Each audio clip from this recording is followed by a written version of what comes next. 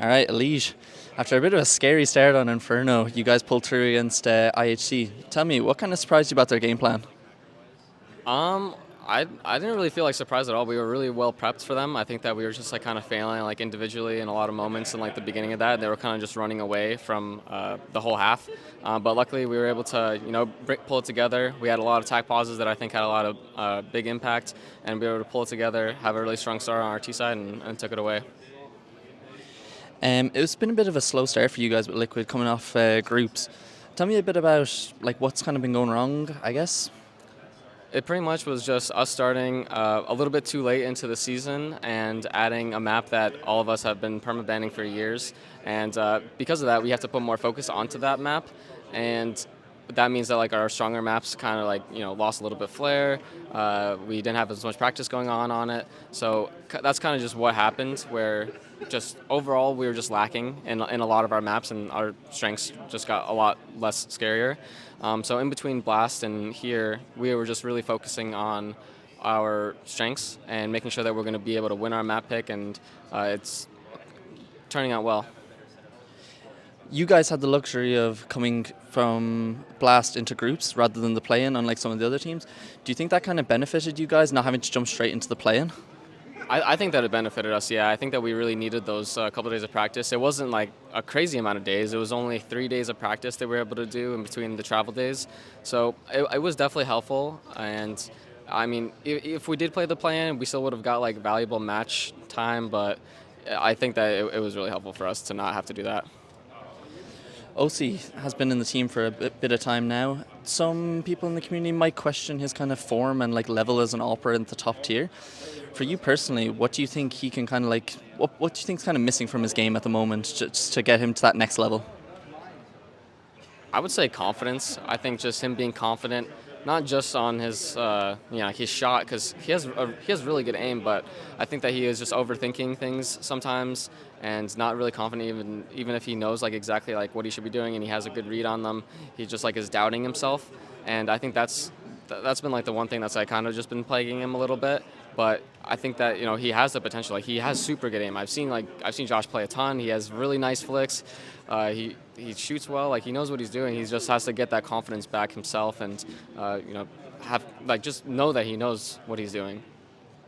For yourself personally, we've had a couple of interviews with you, and you've mentioned about when Yakinder came into the team, you were kind of moved from some spots on T side. Didn't seem to be any struggles today against IHC on the T side. Has there been some adjustments for you in those positions, or are you just feeling more comfortable with them now?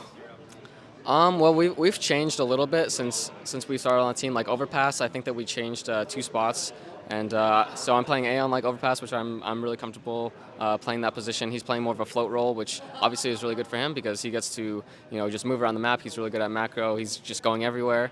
So I think we found a good mix of where we want the roles to be on that map, and it kind of just goes like it kind of goes like map by map with like what's more comfortable, and I think that we've just like eventually changed to be more comfortable, and I think our T sides have gone better. And now since the A1 isn't like completely broken, we should it's been feeling a lot better.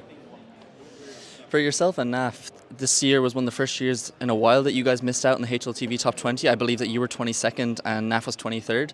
Do you think now that you've had Yakinder for a while, a bit more time to settle and kind of get used to the team at the moment, do you think it's this year you're going to be straight back in there? I think so, yeah. I think that like if we started off like when Merrick's joined the team, if that was just at January instead of July or August, whatever it was, then we probably would have got it. It's just when you are so far behind the meta, just getting owned, just nothing is going right. It's just really hard, and there's obviously confidence issues that goes along with that, and making sure that we all get back into the tip-top form. So I would expect us to be getting there. I think that we have like those standards set for ourselves, and we all have Keith and I have like the ability because you specifically asked, but anyone on the team, like we obviously are all really capable of getting there. You guys are going to have NAVI in the next matchup. Stylistically, tell me, how are you feeling ahead of that game? We feel good about it. I mean, historically, we've been playing really good against NAVI in the past couple months. They're turning up a little bit more for this tournament, and I think it was really impressive that they were able to like dominate C9 in the way they did, especially because like I thought C9 would be doing a lot better than like having like kind of like that blowout second game.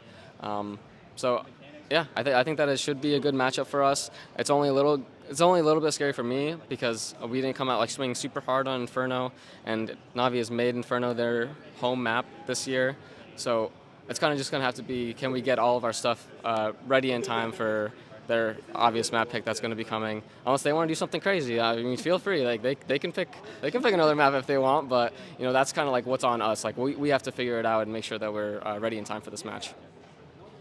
And you guys, since having Yakinder, have made 2 finals appearances here at IEM Katowice. What's kind of like the minimum bar that you guys have set as an expectation?